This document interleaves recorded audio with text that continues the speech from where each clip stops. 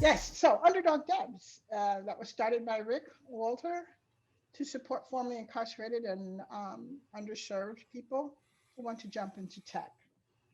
And what we're trying to do is being done on a 100% volunteer basis. We have mentors who help new people coming into tech. We have mentees or juniors trying to improve their skills. And one of the unique propositions about Underdog Devs is that everyone is a mentor. Everyone can be a mentee or a junior. If you know something and you can share it, do so. And it will help you grow as well as the person you're trying to help. We have more plans for other people and other activities coming down the line. So we hope that you'll continue to come, support the efforts, and cheer on everyone in Underdog Devs.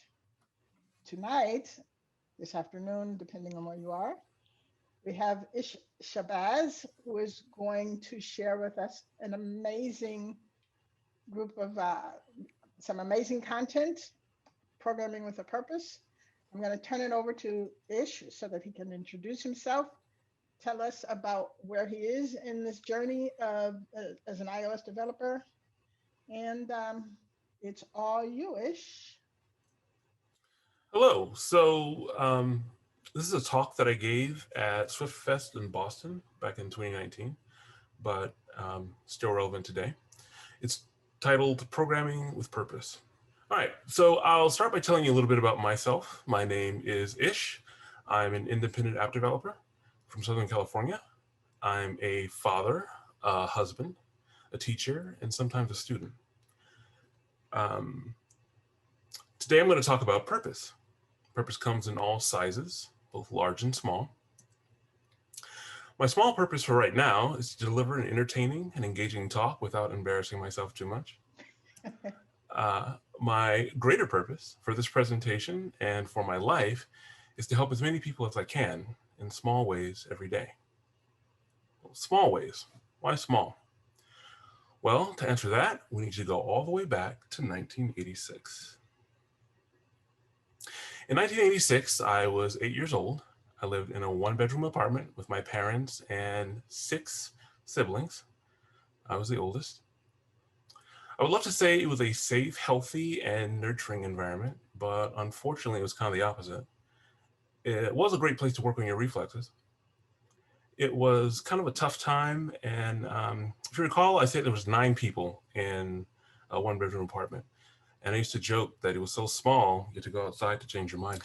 Speaking of outside, we lived in South Central LA, which at the time was notorious for crime and violence, kind of like Gotham, but without Batman. One of my chores in the evening was to take the car stereo and car battery into the house, because if they were left overnight, then they wouldn't be there in the morning. I went to bed to the sound of gunshots and police sirens, and occasionally the screams of someone who was not going to make it through the night. Then in the morning, I would wake up and walk to school, sometimes with the evidence of the person who didn't make it on the curb, which was tough. School wasn't particularly safe either. I was bullied for how I walked. I was bullied for how I talked. Sometimes I was bullied because I was poor. And once I was like, hey, you're poor too, to the bully. And that did not go well. He didn't appreciate that insight. And also, my parents dressed me kind of funny, right? So that's me in the middle. Now, it's clear from this photo, it's picture day, right? So you think I was dressed like this just for the photo? But nope, that bow tie was a constant thing because my dad thought it was a good way to go. And at that time in the 80s, I wasn't allowed to wear denim or sneakers. I had to dress like this in a tough neighborhood. So it was a rough time. My parents, my purpose at this time was to basically just survive. So I didn't feel safe at home. I didn't feel safe outside the neighborhood. I didn't feel safe at school. I woke up every morning with just one goal. Don't die. One day at recess, my 4th grade teacher, Mrs. Mead, came up to me on the playground and she asked, if there's one thing in the world that I could learn more about, what would it be? Now thinking back, I probably should have said self-defense, but what I said was computers. The interesting thing about that is that in 1986, computers were kind of like Teslas were 10 years ago. You may or may not have heard of them. Definitely no one you know owned one, particularly not in a neighborhood like this. So Mrs. Mead nodded and she walked away. A few months later, I walked into class and Mrs. Mead was standing next to a computer, an Apple IIe. She called me over and started showing me how to use it. This was one of the happiest moments of my life. I later learned after our chat that what she had done was enroll in the local community college, and she took a class on basic computing. She used her own money to buy a computer and bring it into the classroom specifically to teach me how to use it. I get a little choked up whenever I think about it because that one moment changed my whole life. Slowly, my goal shifted from just trying to survive to learning everything I could about computers and technology. I started programming in BASIC the following summer. I would spend about 8 to 12 hours a day just learning new things and trying to learn as much as I could about technology. And this is before the internet was available, so 12 hours a day and no internet, that's a lot of dedication. But I was completely obsessed. Years later, my goals have shifted from learning about computers to finding ways to help others. I feel like I owe it to Mrs. Mead to help someone as much as she helped me. But that was a lot. I don't know that I can help a single person that much, so I try to help as many people as I can, even in small ways, because the truth is you never know that little nudge you give someone, that little help you give someone, where it'll go. Little things become big things over time. I'm going to share with you 3 lessons I've learned that give me a larger sense of my purpose. The first one is being curious. Begin with curiosity. One of the things I learned from Mrs. Mead was the impact of curiosity. When she approached me, she didn't tell me what she thought I should take interest in. She approached me with curiosity. She asked, "What would you like to learn about?" If nothing more had come from our interaction, if she hadn't got a computer or any of that, she would have still had a positive impact on my day and probably even made my week just by being genuinely curious about me and my interests. This quote comes from my dad. One of the things my dad used to say was, "Stop knowing so much and listen." That was kind of a crude way of saying it, but I think what he meant was really we need to begin with listening. Mrs. Mead was able to help me in a transformative way because she listened first and then took action. That's a formula for success and is pretty much universally applicable. Start with curiosity. Imagine you have a fantastic app idea. Congrats. Who is your customer? What are their needs? How are you helping them? How are you not? One of my favorite ways of using curiosity is a little trick I use to combat fear. Curiosity versus fear. The world can be a scary place, particularly the unknown. The challenge with this in early life is pretty much everything is unknown. And fear can really keep you stuck where you are. Fear comes up for developers in many ways. Fear of trying something new, fear of sharing your code, fear of pursuing your passion. One of my biggest fears is public speaking. So if I fear public speaking, and I really, really do, why do I do it? I do it to contribute to the community. I do it to share what I've learned with hopes that it might be helpful. When I was young, I was very quiet. Sometimes I would go hours without speaking. And when I went to speak, I'd have to gently pry apart my lips because the skin on my lips would tear when I went to talk. I mentioned earlier that I had some experiences with bullying. And I learned from those experiences that talking seemed to make it worse. So I was just very quiet. When I was 17, I moved away from home and I went to Cal Poly up in San Luis Obispo, California. And I lived on campus full time. After the first year, I think I knew probably 8 people, including my roommate. I was still very shy and still quite awkward. My second year, when I turned 18, I decided it was time for a change. I had all these stories in my head about how if I spoke up and said hello to people, that I'd be ridiculed and mocked the way I was when I was a child. As I was sorting through this fear, I started to become curious. I started to ask, okay, and then what? I say hello and someone says something rude. Okay, and then what? Well, guess I'll just say hello to someone else. So I decided that between classes, I would sit in the lobby in the dorm and I would face the door. And for each person that came in, I would smile and say hello. And if it went great, fine. If not, that's all right. Someone else would come through and I would do it again. I was expecting a complete repeat of my social interactions of the past, rude comments, name calling, etc. But I also decided that if that happened, to just carry on and say hello to the next person. Turns out, though, not a single person was mean or rude in any way. And as a result of that, I slowly started making friends. And honestly, by the end of the second year, I had made hundreds of friends. My social anxiety basically vanished. As it turns out, for many fears, asking, and then what, really weakened them. Very few fears can be explored in this way, more than a few levels without totally falling apart. I'm afraid if I get up in front of a crowd, I'll sound silly. Okay, and then what? And then the crowd, they'll laugh. Okay, and then what? Maybe I'll laugh too. Okay, and then what? Well, if we're all laughing, maybe it's not that bad. Fear has a way of holding you back. Fear will tell you all sorts of lies and made up stories. Examine your fear. Ask, and then what? And then what? And then what? And then what? Until your fear has nothing left to say. Another lesson I've learned is to take action. Take action because little things become big things over time. When I first started using computers, it was something I did only in my spare time. I had no idea how to type properly, so I convinced my mom to enroll me in a keyboarding class over the summer at Los Angeles City College. I was 9 years old, and there wasn't a rule saying a 9-year-old couldn't attend college, so I did. It didn't turn out that well, though.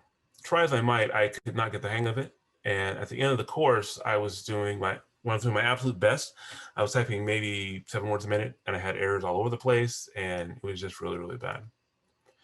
I was kind of disappointed because I really wanted to be great at computers, and at the time, I thought that meant looking directly at the screen, not at your hands, and just typing like mad. The one thing I did learn from that class, though, was about home row. So just putting your fingers on ASDF, JK, L, semicolon. I decided, okay, I'll continue to keep my fingers on home row and just look as I type, because I can't look away, it just doesn't work. Turns out that was a brilliant idea. Later on, at the ripe old age of about 12, I decided to look up from my hands, and lo and behold, I could type perfectly. I could type about 55 to 60 words a minute with no errors. A skill that I could not grasp at all a few years prior, I was suddenly proficient at. Now, to be honest, typing without looking at the keys is a really small thing. It's also not completely transferable. I tried the same thing with my iPhone, and 10 years later, I still can't type without looking at the keys. What I learned from that experience was transferable, though. Little things become big things. So even if you don't seem to be making progress in an area, stay focused on the direction you want to proceed and make small steps in that direction when you can. Later, when I became an independent app developer, I did so while having a family, a full-time job, and a 4-hour-a-day commute. I didn't have time to write an app. I had time to write a label, maybe a button. So every day, I wrote a little bit for a little while. Looking back over the last 10 years, I've written about 25 apps. A few of them featured by Apple, Starbucks, TechCrunch, CNET, and more. Those are big things, but they all started out as small things and me making incremental progress in the direction I wanted to go. I used to say I wrote apps in my spare time, but the truth is there's no such thing as spare time. We have a finite amount and we won't be getting any extra. So I've done with the time I have is just invested in things I'd like to see grow. Then hope that what I've chosen is the right direction. So far, so good. Sometimes it's right and sometimes it's not. But something I didn't mention before about Mrs. Mead is that she wasn't tech savvy. She wasn't personally a big fan of technology. I had lunch with her a few years ago, and after many years, I was surprised to find she didn't own a smartphone. She's really low tech, and smartphones just didn't appeal to her. Mrs. Me, who changed my life and is the reason behind my passion for computers, wasn't a computer nerd or even a math nerd. She didn't like math. She learned and shared just enough to get me started. She taught me the basics, like what a computer is, what a monitor is, what a keyboard is. She taught me how to hold a floppy disk and where not to touch it. She showed me a couple of programs, and then she showed me where I could go to get more information. I'm telling you this part of the story basically because there's a rumor going around you need to be an expert before you can help someone else. You don't. You just need to be curious and take action, because little things really do become big things over time. The third lesson I've learned is to be present. Be present. You never get to have this moment again, so make the most of it. 2016. 2016 was a very impactful year for many people. I don't know if you remember it. Mine was going pretty well until November. Anybody remember November 2016? For me, the day after Thanksgiving, my wife and I had a doctor's appointment, and I was going to meet her after work. I got a call when I was in the parking lot from a nurse with an upbeat voice saying, "Hey, are you close?" And I was like, "That's awfully great service from a nurse." So I responded, "Yeah, I'm just parking my car." And she's like, "Oh, great. I'll come out and meet you. What are you wearing?" And I thought, uh-oh, that's awfully nice. So I meet the nurse and we walk into the doctor's office, and the doctor explains to me and my wife that she has stage 4 oral cancer. And then he starts to describe the treatment. It's really interesting because my wife has never smoked and smoking didn't cause it. It's not genetics because it's not a hereditary disease. Only 1 out of every 100,000 cancer patients has this particular form of cancer. As her doctor put it, it was just bad luck. As a part of her treatment, she had a maxillectomy, which in layman's terms means that she'd have to have the upper left-hand side of her jaw removed. And that wasn't really the treatment itself, that was just prepping for the treatment. That part was tough, but like I said, it was just the beginning. She actually recovered from that within a few weeks, and then the radiation and chemotherapy started. Over the next couple of months, she received 35 treatments of radiation. 1 treatment, Monday through Friday, for 7 weeks straight. And chemotherapy once a week for 6 weeks. She stopped being able to keep anything down about 3 weeks in, and stopped eating altogether a few weeks later. I was really hoping that after the treatment, things would get better, because she was no longer getting poisoned or burned. But actually, they got a whole lot worse. In general, I'm a pretty hopeful person, but during this time, I was shaken. I didn't know what to do. I was afraid that she was going to die, and looking into her eyes, I could see that she feared the same thing.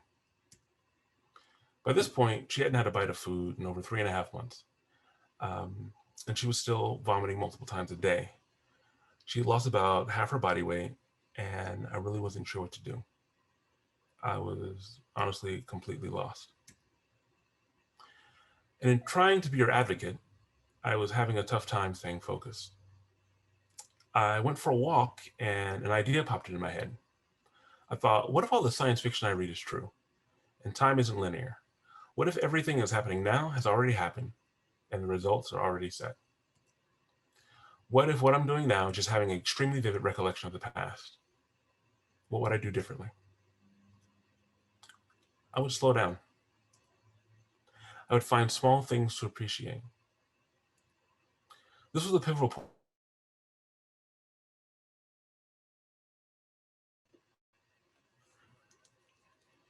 Got muted. This is a pivotal role for me as her advocate, but even more so as her husband. Now, thank goodness she started to recover a few weeks later. Now she's healthy and cancer-free. Since that point, though, every interaction I have with her, I treat like I'm reliving a memory, that it may be the last time I see her. Every time I kiss her now, I kiss her like this is the last kiss we'll ever share, and that I need to remember it. That shift in perspective changes everything. Life is really short. If you can live it like you've gotten a second chance to do it again, it's amazing how much more alive you feel. Okay. So my purpose is to help as many people as I can, even in small ways, every day. I do this by being curious, taking action, and being present. I encourage you to use what you already know or what you learn to help someone, even in a small way.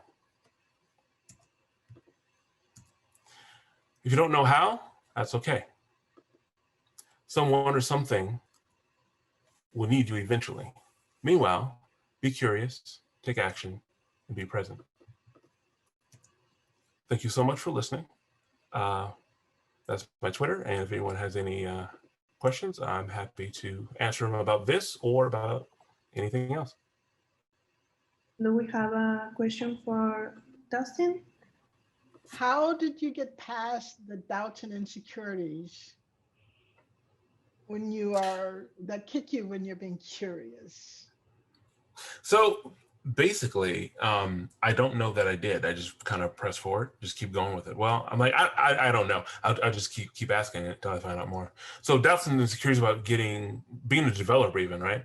So I got a license plate. My license plate right now says iOS dev.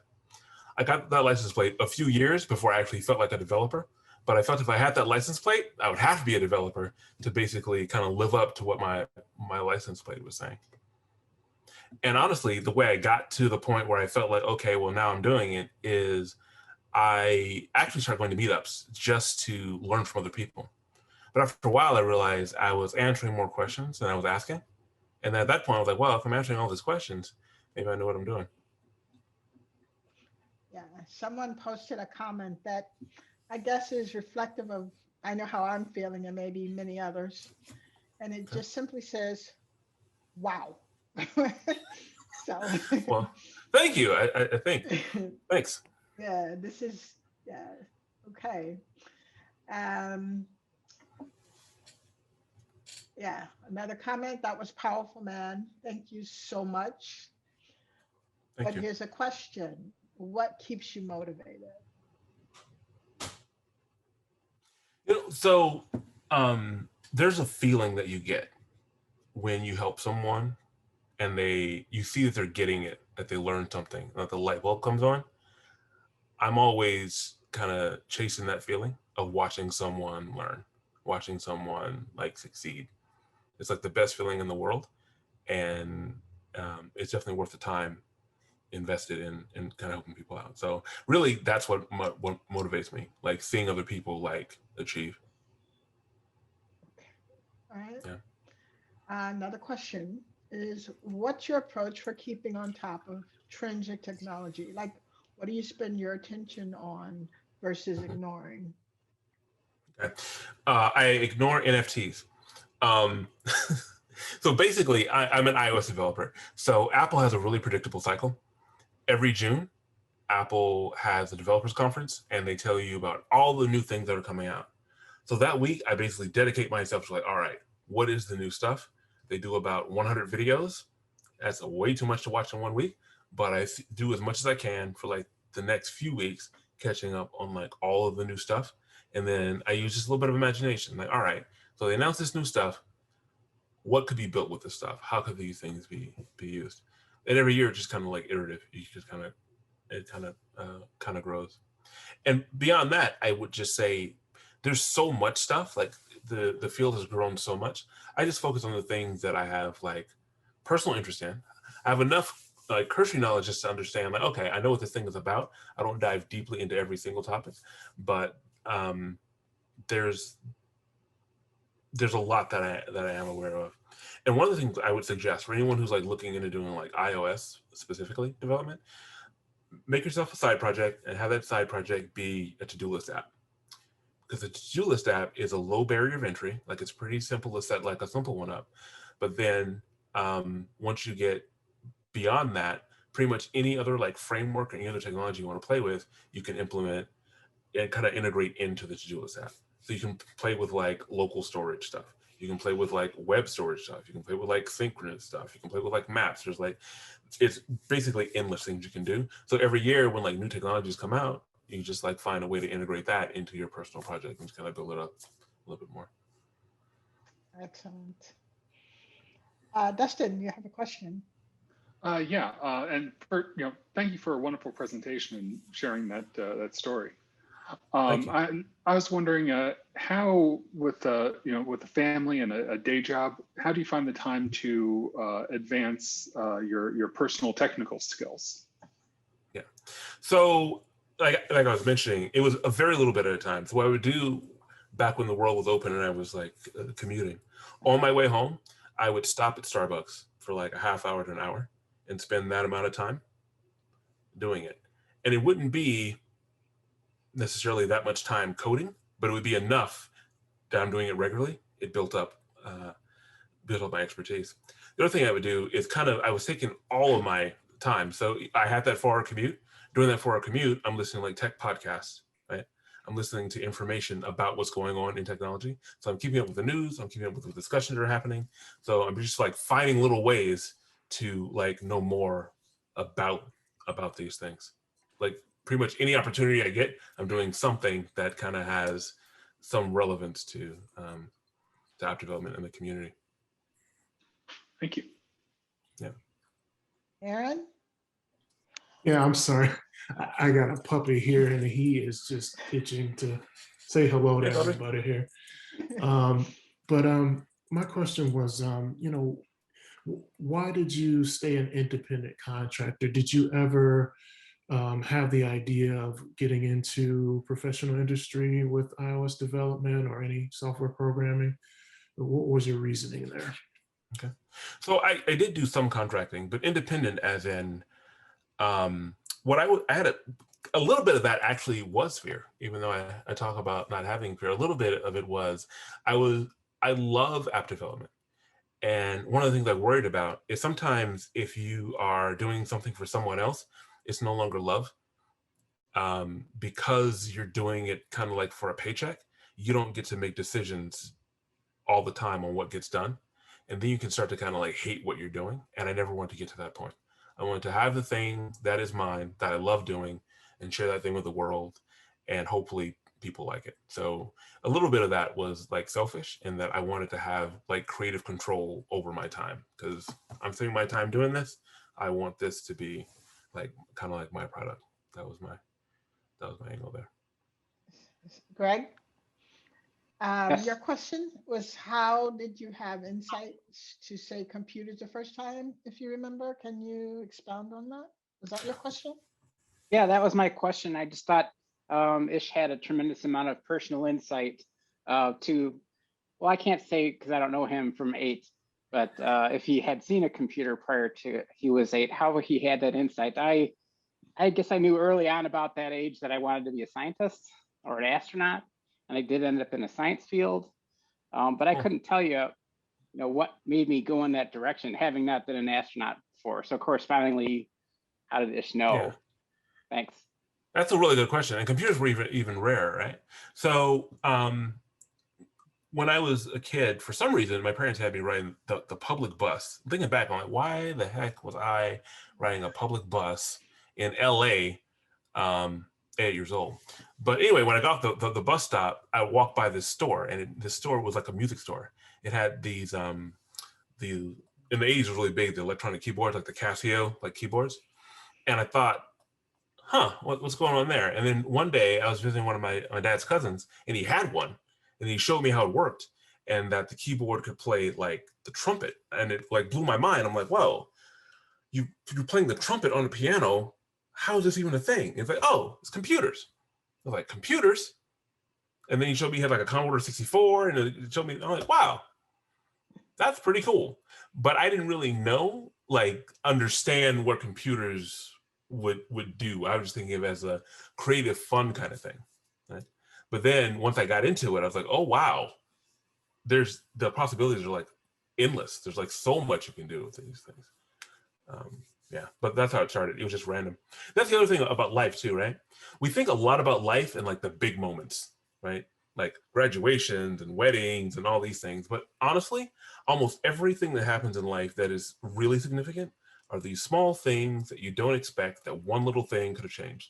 Like had I said self-defense instead of computers to my teacher, my entire life would be different. I would have had a completely different experience all around. Chris, You have a question? All right. Yes, I do. In fact, I have two. Anyways, Ish, thank you so much for the talk. I mean, it's like really touching and inspiring. Thank you. So my first question is, do you typically program in Swift or Objective-C? And if Swift, do you use Swift UI or UIKit, AppKit, or et al, and why? Cool. So I'll answer the first one first.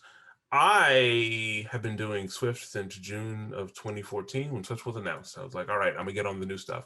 The reason I say that is this: if you're chasing something, I'd rather chase where it's going than where it's been.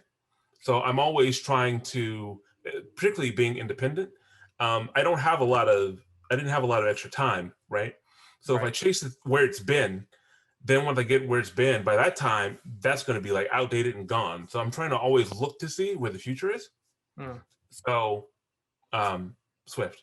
I did 4.5 years of Objective-C because I started back in 2010, it wasn't even called iOS yet. It was called iPhone OS 3.0. Yes. And Xcode and Interface Builder were like separate apps.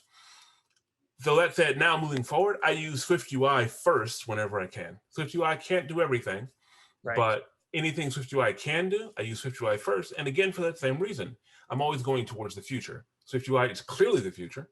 If you look at like widgets in iOS 14, which were really big when the phone launched, widgets have to be done in Swift UI. Swift UI requires Swift, so you can't do Objective-C and have widgets. You can't do UIKit and have widgets. It's Swift UI. So that's where I go. Okay. Second question is, what iOS podcasts, if any, do you specifically recommend listening to? Tech podcasts. So I used to listen to podcasts like all the time. Right. Since being like inside during the pandemic, I really haven't been listening to podcasts for some reason. I don't know why. But before, I used to really like Accidental Tech podcast because it was a great like overview of kind of like all of the industry. And my memory is failing me right now, but there was one that was really great about like independent development that I liked, but they ended up kind of canceling that one a little bit before the pandemic was over. But that one had, I think his Twitter name is Parrots. It's Curtis Herbert, who wrote the Slopes app. He's a really good person to follow on Twitter if you don't follow him. As far as an independent app developer, he's pretty much living the dream. Also, Under the Radar is a neat one with Marco Arment and _ David Smith. So I think those are all really good. Right, thank you. For sure.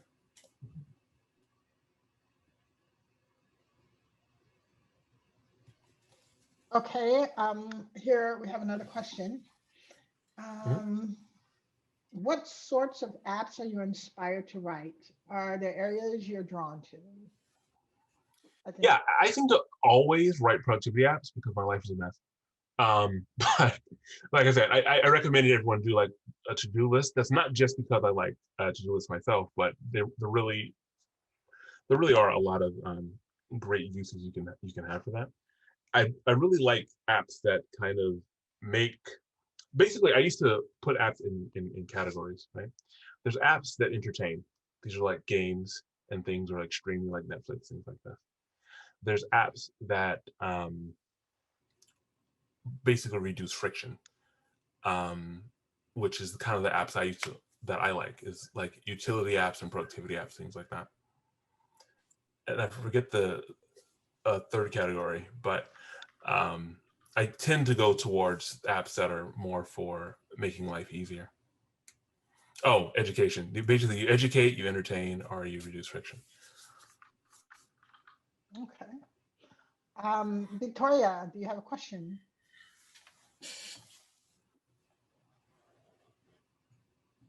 Nope, too shy.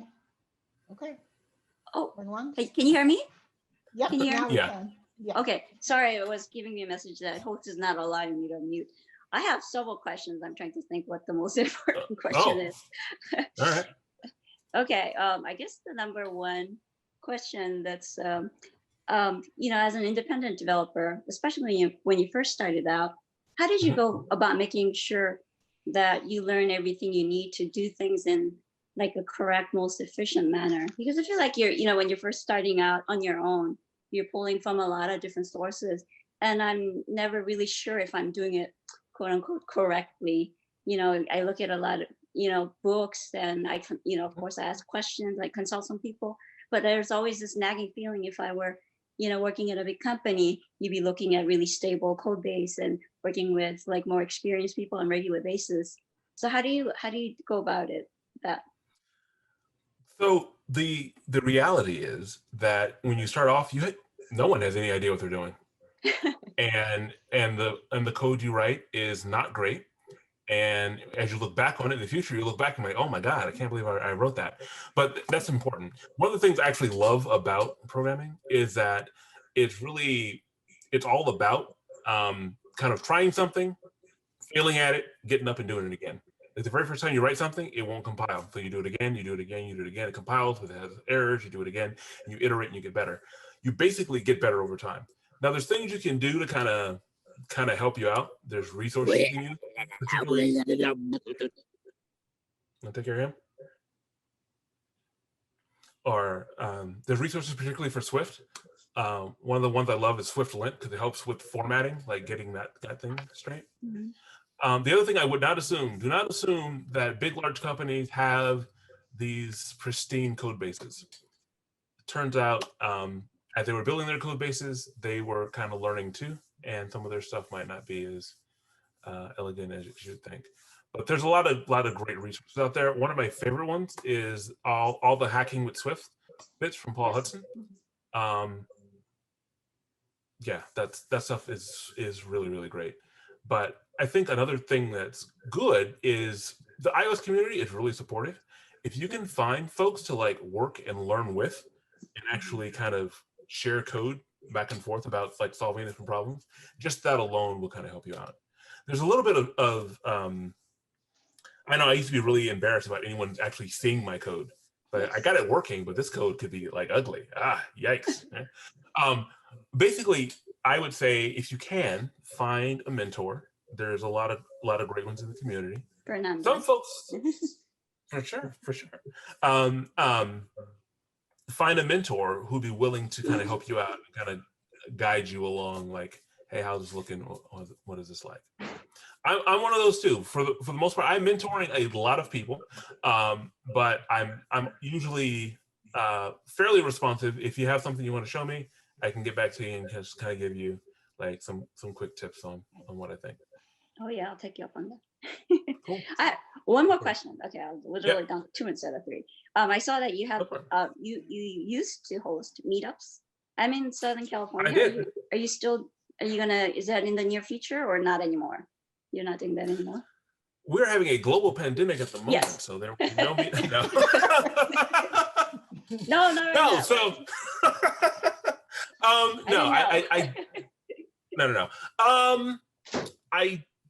I honestly don't know is my answer. I'll see. So I used to host them kind of like in the back of the Apple store in Rancho Cucamonga, and Apple would actually provide like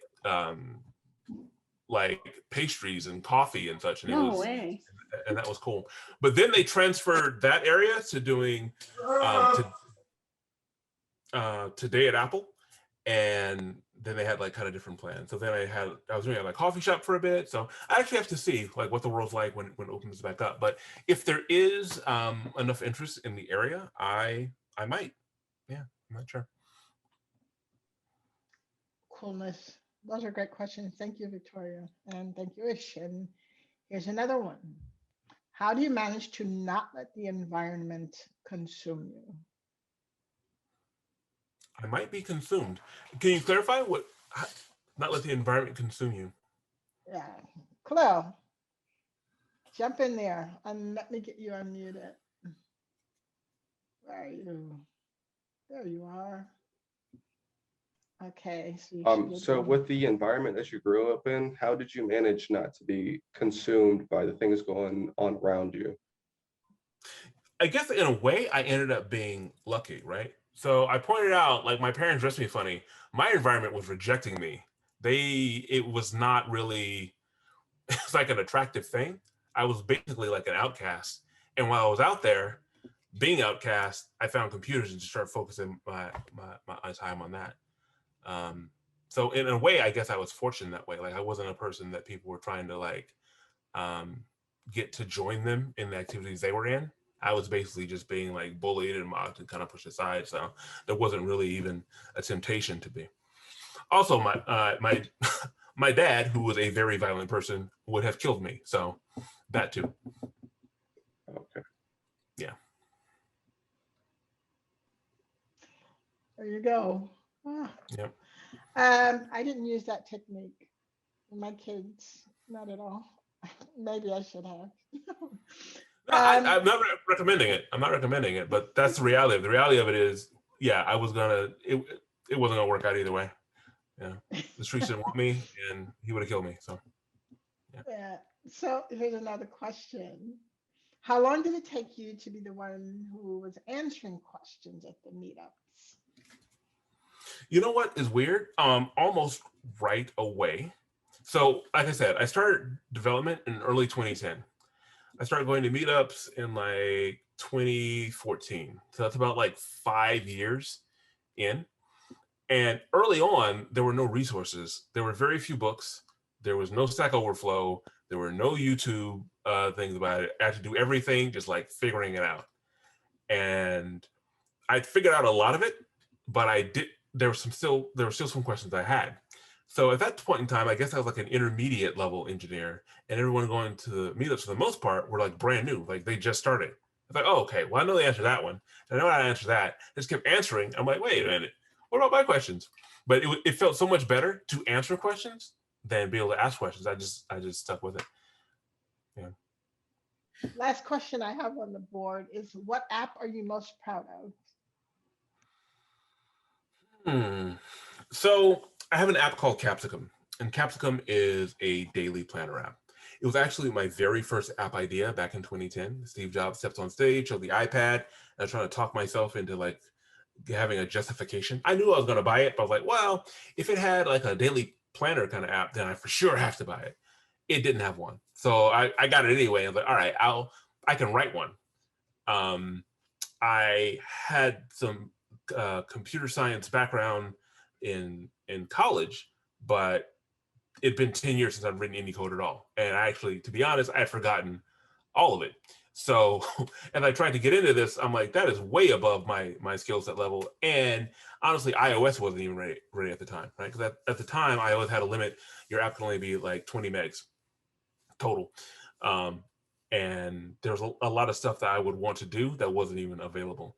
So I started small and then kept making like apps and apps and apps. And around 2015, I saw someone who had like a bullet journal. I told you I like love productivity stuff. I'm like, what is that? And it's a bullet journal. I saw it and I was like amazed. And I was like, I need to make that app now. And then I went and I made Capsicum. The reason I'm the most proud of that one is I think just the impact that it had. I think like a month ago or so, it got featured on the App Store as like app of the day, which is cool. It was kind of like, that app was kind of like a final exam of like all the other things I had learned and put to use, and had a really incredible launch. And yeah, that's probably the one I am the most proud of. I have a lot of weird stories with all my apps, right? So another active one I have right now is called Boomerang. It's a language translation app.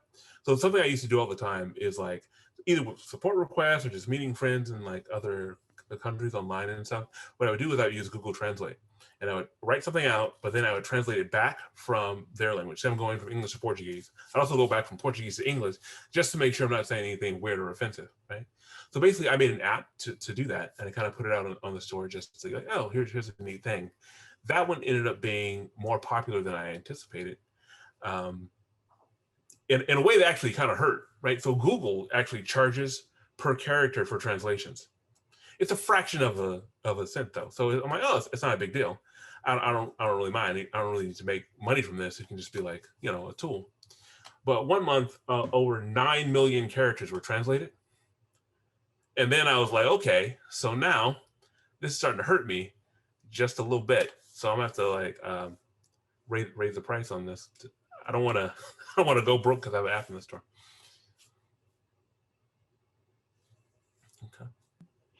All right, Keith, you're up. Yeah, how do you find people to collaborate with when you have a project to work on that maybe there's a part of it that you think somebody else would handle it better, like design or something? How do you get someone to help you with it or to work with you on it? I got really, really fortunate. So I found a designer that I work with all the time now. And the designer kind of found me. I put an app out in the store and she liked the app. And in the customer support feedback, she emailed in and she had printed out like screenshots of the screens and kind of marked it all up with a red marker, like every place that I had like made a questionable design choice. It was like covered in like red ink and sent it to me. And I was like, wow, that's amazing. We should work together. And I convinced her to work with me on some other apps. But what I would recommend for iOS, it's going to be tough, really, because paying a designers are expensive. So until you can get to that point where you can get the collaboration, I would learn a little bit of design yourself. The good thing is, especially with like Swift UI, a lot of stuff out of the box already looks good. It doesn't look bad out of the box. It looks okay. For additional stuff, there's a guy named Ming Tu who has a website called Design Plus Code. And he explains like some very fundamental design stuff that helped me out like a ton. Like just doing that stuff alone is gonna be good. And the other thing I like about it is he's teaching kind of from two perspectives. He teaches kind of designers how to code, and then people who are coding like how to design. So you kind of meet in the middle. You're like, okay, now I have a fairly good looking thing, and I understand like how this works because he goes through all the points really. Well, I would actually go that way until you can get up to the point where you can afford like a designer. They're expensive. Yeah. Yeah, we had an instructor at Lambda School. His name is Paul Solt. Mm-hmm. Very passionate. You sent your project to him, it came back a bloody mess. So right. So yeah. Mm-hmm. It's a good way to learn. Yeah, but if you can drop the name for that coder developer in the chat, that would be helpful. But if you don't remember now, then we can do it later. I will put his name in, and then I will look for his site. Okay, cool. He has a cool story too. Nice. All right, are there any other questions? You have to figure out how to keep him talking. I do have a question. Okay. H, how you doing? Nice to meet you. All right, let me. So how do you go from developing an app, you know, going through all these process of creating an app and then just thinking about helping someone, and then you have the little angel, the little devil here telling you, yeah, you should charge for this. But then the little angel says, no, you shouldn't charge. You're helping people, you know? And then I know you went through a lot of, through a lot of pain and stuff too. So my thing is that I have one app on the App Store, but I have several apps waiting to go ahead and be uploaded. But that's my constant fight against myself. Like I want to help, but I don't want to charge, you know? But so I'm very opinionated about the charging thing. Mostly my overall thing is I'm not in a position where I'm willing to lose money on the app. Right? My help for people usually comes in different ways. My help will come from people in, I will teach you how to build an app. I will educate you. And in that way, I'm helping you.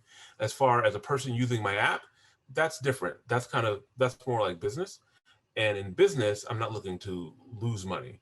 Worst case, I want to break even. If I break even, I'm like, well, okay. I put the idea out there, it didn't quite work, I broke even, but I'm not trying to lose money. When I think about charging for an app, what you're charging for isn't just for the app, because that is actually valuable, the work you've done for the app. But it's also, as the app goes on, when you put an app in the stores, that's not the end of it. The app is going to be out there like for years. And every time you do an update, I think about it like this. How much would it cost me to hire someone to update this app for me? What's the going rate? How much will that be? And then kind of charge accordingly. For the most part, these days, upfront, just charging the one time for the app, this doesn't really work. Almost everything is subscription or in-app purchase, something like that. What I say for that is look into that, but be fair with it. Don't be ridiculous. There's people who like charge like $90 a month for a weather app. Like, come on, you're taking it far. Like you're going a little bit like overboard. Be fair with people. Don't treat people the way you want to be treated. But it's also, I think, give value to the work, because giving value to the work, that actually helps out other people, right? If you think about like, say you like own anything, you own a car, you own a house, whatnot. If you just like sell your car, oh, my car is free. I just sell free cars. Now no one else can sell their cars because you've made yours free. You've kind of devalued the thing. I think charge like a fair price. Don't let go after people. Don't get crazy, but be fair about it. And being free overall, I don't know that that's really being fair to yourself or to everyone else. The other thing is people value things more when they pay for them. If you look at app reviews, surprisingly, the more you charge for an app, the better the reviews are, because people who are willing to pay for it actually have some investment in it. People who get it for free, it's kind of like the Zoom bombers. They just come in to just like, right? If Zoom even costs like 50 cents to come in, you wouldn't get people just Zoom bombing. They're like, nah, I got better stuff to do, right? So even charging just a little bit, you get like just a higher level of investment from the people who are using the app. Yeah. And actually, it's interesting. One of my very early apps, I was charging 99 cents for, and I was showing it to someone. It was like a journal. And I was showing it to someone when I was getting my oil change. The woman was like, wow, this is great. Only problem is it's too cheap. I'm like, what? She's like, yeah, you just raise your price. I doubled the price, and I was really afraid that I would lose customers by doubling the price. I doubled the price, sales went up. I'm like, what? Man, I've been doing this all wrong. Yeah. Coolness. And you're up again. Okay, so expounding on this conversation of charging. So yes, do you have an opinion regarding in-app purchases as opposed to purchasing it, straight out, like 99 cents, $5.99? What do you prefer? What do you see is more cost-effective or more marketable?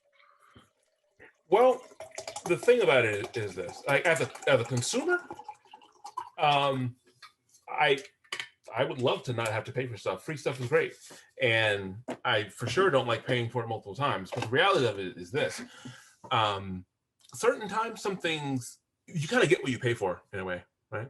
So if you can put an app out for 99 cents, you need to realize that this 99 cents. Every time you update the app, you have lost more money on it. So 99-cent app, Apple they're taking 15% now, right? So you get 85% of that. So you're getting like, I don't know, like 84 cents. Every time you update the app, you have to take your time to put into that, right? And your time is valuable. The reason I'm saying your time is valuable, like I said, say you can't do it. Say you have to pay another developer to do it, okay? How much would it cost you to do that? How would you end up breaking even? If your time is not, if you don't really end up considering it, the time you put into it, over a time span of like, I don't know, 7 years, you'll end up putting way more time in than you did that first year, and all for that 99 cents. I think you really need to think about like how you'll balance out the future development with the price you charge. That's one of the reasons I like subscription, because subscription is fair. It's basically like, hey, try it out for a little bit. If you don't like it, don't use it, didn't pay anything. If you continue to like it, continue to pay. If one day you get to the point like, you know what, I don't like this anymore, cancel subscription, it's done.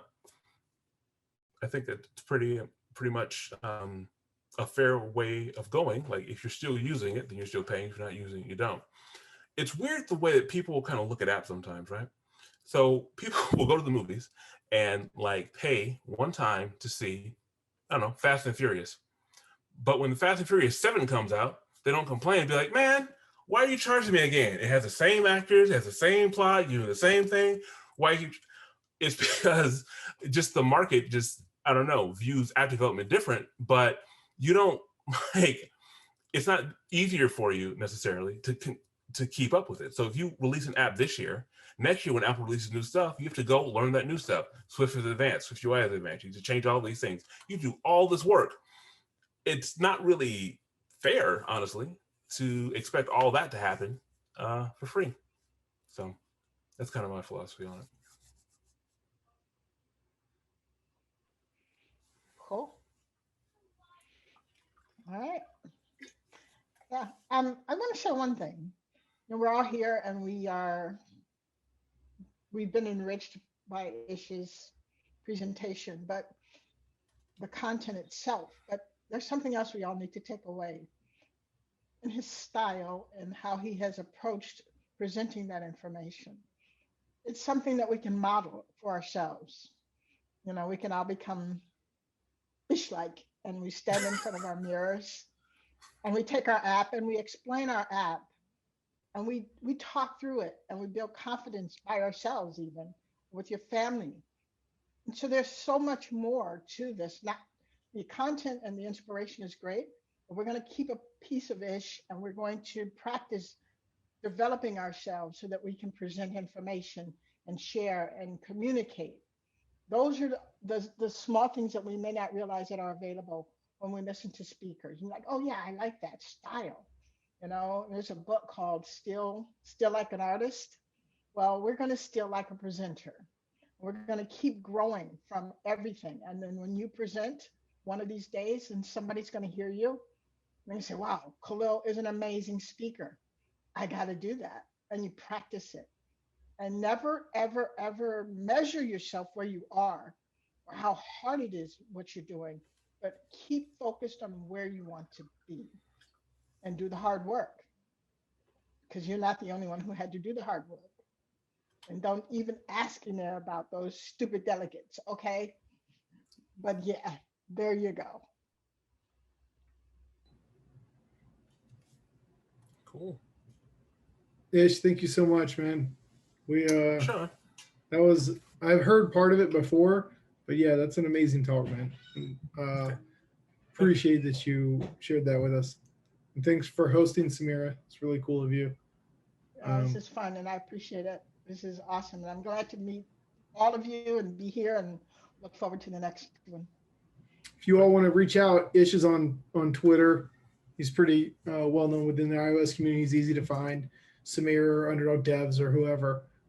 Thank you all for coming out, and we appreciate you. And we have another event in a little bit. If you all want to learn React Native, we have a React Native talk coming up. All right, everyone. Take care.